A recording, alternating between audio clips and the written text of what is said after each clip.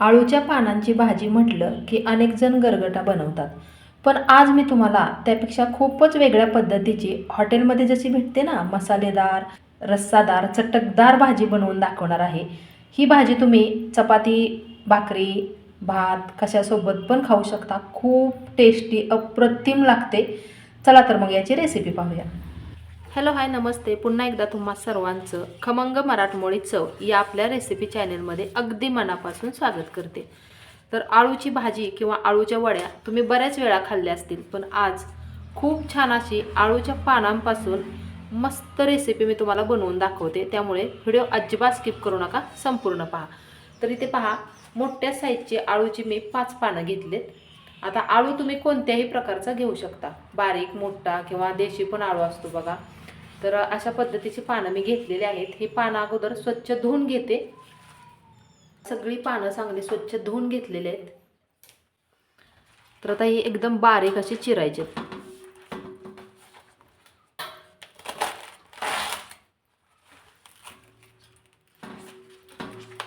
खूप छान. आजपर्यंत तुम्ही कधीच अशी रेसिपी पाहिली नसेल, एवढी छान रेसिपी आहे. त्यामुळे व्हिडिओ अजिबात स्किप करू नका, संपूर्ण पहा.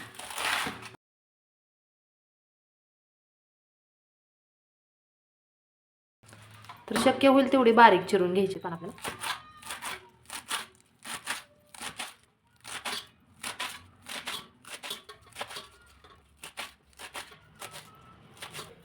एकदम बारीक असा आळू चिरून घेतलाय. आणि बऱ्याच वेळेला म्हणजे चुरचुरणारा आळू असतो. आळूची पानं असे घशामध्ये चुरचुरतात. तर देशी पानं जर असतील तर जास्त चुरचुरतात. यामध्ये लिंबू किंवा चिंचेचा कोळ घालायचा, म्हणजे पानं चुरचुरत नाहीत. आता हा चिंचेचा कोळ आहे, चिंच भिजवलेलं पाणी.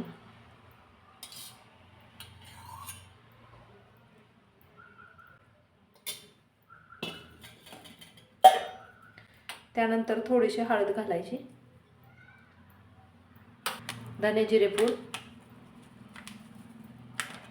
आपल्या अंदाजानुसार अर्धा किंवा 1 चमचा तुम्ही घालू शकता. नमक घालायचे, चवीनुसार मीठ, तिखट. आता हे व्यवस्थित चांगलं मिक्स करून घ्यायचे.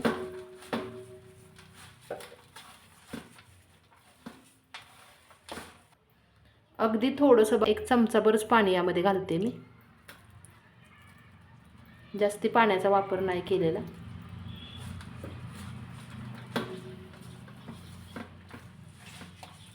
तर असे ओलसर करून घेतले. चिंच जर नसेल तुमच्याकडे तर लिंबू रस घाला थोडासा. आता 1 वाटीभर इथे मी बेसन पीठ घेतले, छोटी वाटी घेतली.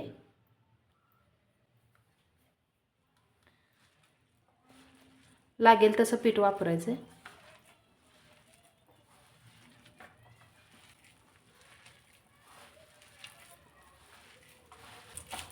तर 1 वाटीभर पीठ बघा पुरेसं आहे. जास्ती पण घट्ट नाही मळायचं, असं थोडंसं सैलसरच ठेवायचं हे. तर आता इथं तुम्हाला वाटलं असेल की वड्या बनवते का काय, पण वड्या बनवत नाही आहे मी. पुढे व्हिडिओमध्ये पाहिलंच तुम्ही. वरून थोडंसं तेल लावून असंच ठेवायचं आहे. कढई गरम करायला ठेवली, त्यामध्ये तेल घ्यायचं आहे.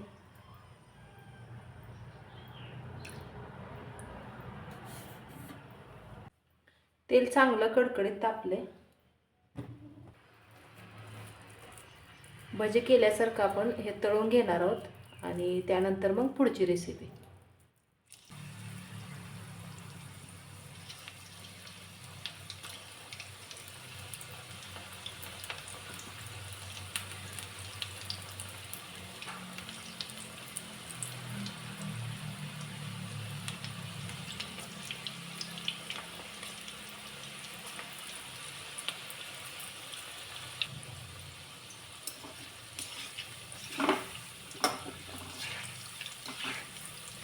याची भजी पण छान लागतात बरं का. पण यामध्ये अजून एक पीठ मिक्स करावं लागतं, आणि कोणतं ते माझ्या रेसिपी चॅनलवरती तुम्हाला नक्की पाहायला मिळेल, कारण भजीची रेसिपी पण अपलोड केलेली आहे मी.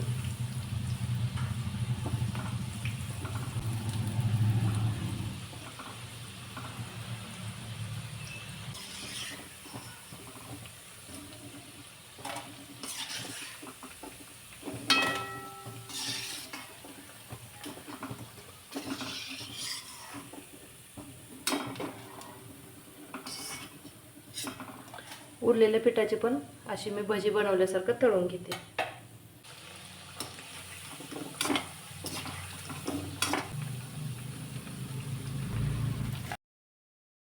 तर कढईतलं तेल काढून घेतले. त्यामध्ये चिरलेला कांदा घालायचा.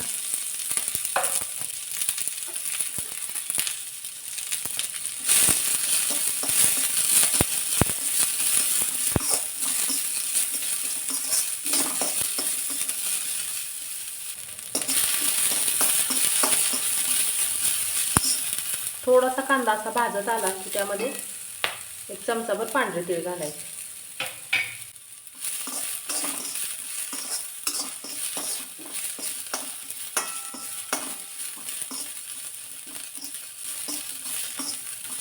आता तुम्हाला जर हवं असेल तर यामध्ये किसलेलं खोबरं पण तुम्ही वापरू शकता.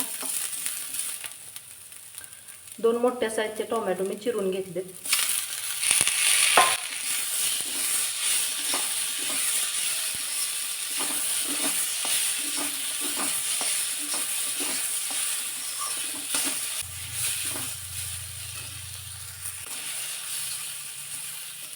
गॅस आता मी बंद केलाय आणि थोड्या वेळ असंच यामध्ये ठेवायचं आहे. जास्त वेळ नाही, एखादा मिनिटभर ठेवायचं आहे आणि नंतर थंड होण्यासाठी ताटामध्ये काढून घ्यायचे. आता हे थंड होते तोपर्यंत तुम्हाला एक काम करायचं आहे. रेसिपी थोडीशी जरी आवडली तर प्लीज लाईक करा, शेअर करा आणि आपल्या चॅनेलला सबस्क्राईब करायला मात्र अजिबात विसरू नका. कारण नवीन यूट्यूबरसाठी तुमचा एक सबस्क्राईबसुद्धा खूप महत्त्वाचा ठरतो. तर प्लीज सपोर्ट करा. माझ्या चॅनलवरती तुम्हाला अशाच नवीन जुन्या पारंपरिक बऱ्याच वेगवेगळ्या प्रकारच्या रेसिपीज नक्कीच पाहायला मिळतील.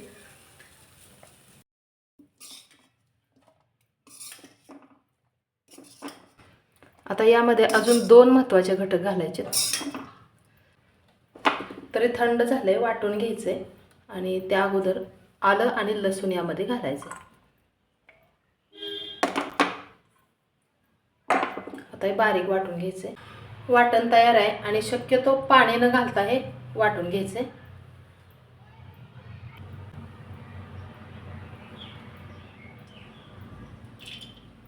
कढईमध्ये तेल घेतले. तेल चांगलं तापून द्यायचं अगोदर. मोहरी घातली.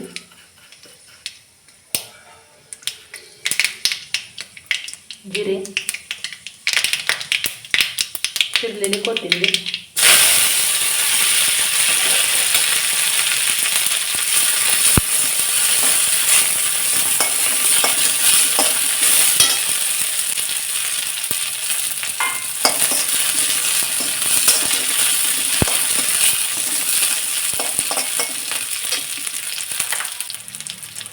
धनेपूड,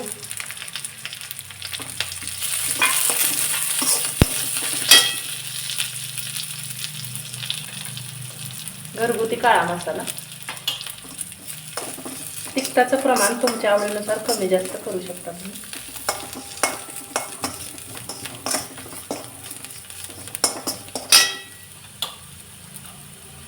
गरम मसाला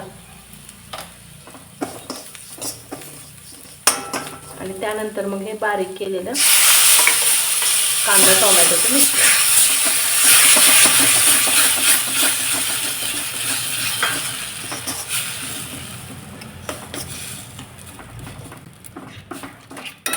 तर सुरुवातीला कांदा आणि टोमॅटो चांगलं भाजून घेतलेलं आहे. तरी सुद्धा हे थोडंसं परतून घ्यायचं अजून.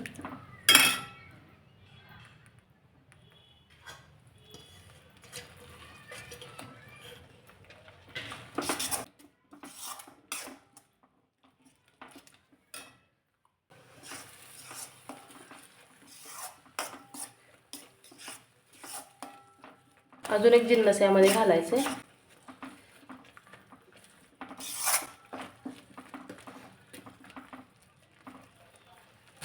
तर याला बघा साईडनं तेल सुटायला लागले. तेल सुटेपर्यंत परतून घ्यायचे.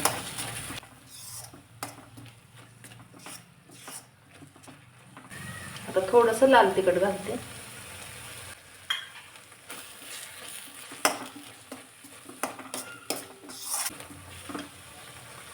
आता यामध्ये पाणी घालायचं. छोटे 2 ग्लास पाणी घालणार आहे.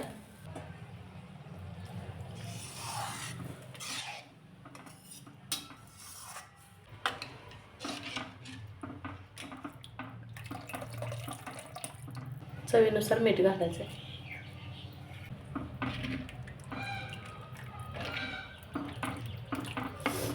उकळी येऊन द्यायची चांगली. खूप कमी तेलाचा वापर केला होता तरी भाजीला बघा तरी किती छान यायला लागले.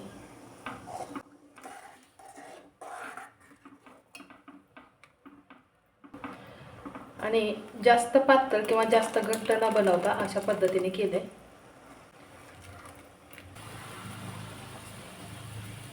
मस्त अशी उकळी आली बघा. उकळी आली की काय करायचं, आता ही जी आपण आळूच्या पानाची भजी बनवून ठेवली होती ती यामध्ये सोडायची.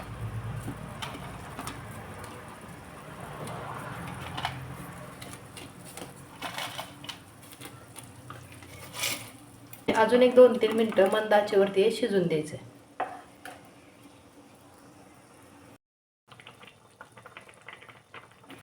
तर 5 मिनिटं झालेत बघा. मस्त अशी भाजी आपली शिजून तयार आहे. आणि याला घट्टपणा पण किती आलाय बघा. चपाती सोबत, भाकरी बरोबर किंवा भातासोबत पण तुम्ही खाऊ शकता. एवढी टेस्टी लागते. नक्की बनवून बघा. आणि रेसिपी थोडीशी जरी आवडली तर प्लीज लाईक, शेअर आणि आपल्या चॅनलला सबस्क्राईब करायला मात्र अजिबात विसरू नका. चला तर मग लवकरच भेटूया अशीच नवीन एखादी छानशी वेगळी रेसिपी घेऊन पुढच्या व्हिडिओमध्ये.